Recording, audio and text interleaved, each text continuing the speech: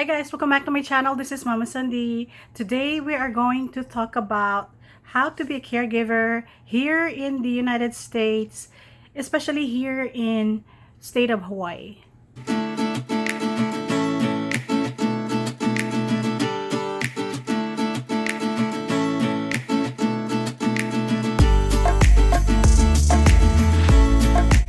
Hey guys, welcome back to my channel. This is Mama Sandy.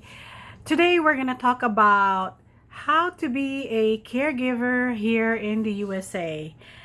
I know a lot of people already discussed it and blogged about it, but then I am going to talk about my experience as a caregiver here in US, especially here in the state of Hawaii.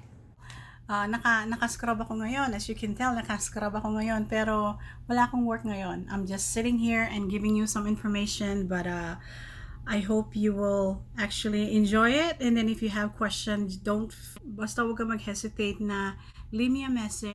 And I will sasagutin ko yung tanong mo.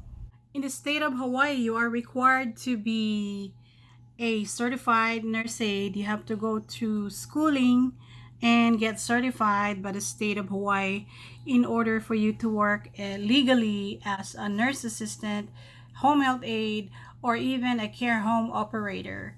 So yun. So when I came here in Hawaii like many years ago, I actually started working in a fast food restaurant, and to me I felt like it wasn't really the kind of job I wanted to do for the rest of my life. I was very young, pretty much starting out. So my background in the Philippines was nursing. At that time, I was not done with my nursing. I only need one more year to graduate when I left the Philippines. So when I came here, I worked in a fast food for 4 years. And then I realized I needed to level up. So I went to a local community college, which is under University of Hawaii. I started for nursing assistant training for around I actually spent 3 months for the training. It wasn't really that hard because my background is nursing in the Philippines. So with that training, I learned how to communicate with a patient, or they call it resident, and also what to do and what is your job, what is your role as a nursing assistant. So caregiver here in the US is also called nursing assistant. Also, they call you home health aide, patient care technician if you're working on SNF and hospital setting. So how to become a caregiver, that's only like a term, but then caregiver means somebody who actually takes care of somebody, right? But in order for you to caregiver here in the US, it doesn't really necessarily you have to have like some kind of certification or some kind of degree in the Philippines or somewhere else, but you have to be here in the US legally. That's the first thing that they're gonna look for. They're going to check for your background, and you have to have a training in a school or a place that will actually allow you to take the certification for the nursing assistant. In my case, the American Red Cross is the one that delivers the test, that gives you the test. You pass or you fail. So what do you actually learn from being a nursing assistant? You learn the basic job that you do is you learn how to take vital signs, your blood pressure, temperature, respiration, and everything like that. And those are the very basic. And also what you will do for a patient or resident, you will do the assisting for activities or daily living, which is the feeding, bathing, ambulating. And by the way, guys, if you're a caregiver, nursing assistant, or patient care tech, you will be working along with the registered nurse, which is the one who will delegate to you your assignments. So what I like about working as a caregiver is because it gives me the flexibility to just do my job and just do my job alone. Like, you don't have to worry too much. Like, I hate to say the word that you don't really use your brain a lot, but yes, you do. But most of it, the hard part is done by the registered nurse. So when you're a CNA or you're a nurse aide, you do more of the physical job, like the lifting, the pulling, and because your job is to just for the patient alone. Like, what do they need? Do they need assistance to the bathroom? They need to be, excuse me, they need to be changed. Their soil, they needs to be changed. You do a lot of, I mean, interaction with them.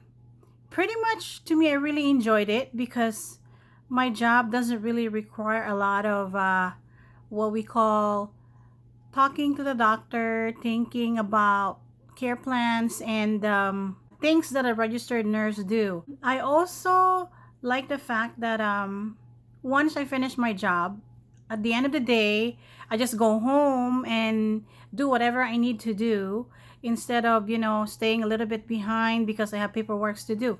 But anyway, another thing that you have to remember when you're a nursing assistant, not only that you have to work with elderly people, you can also work with kids. You can also work in a clinic. You can also work in a different setting. It doesn't have to be just a nursing home or a long-term care alone.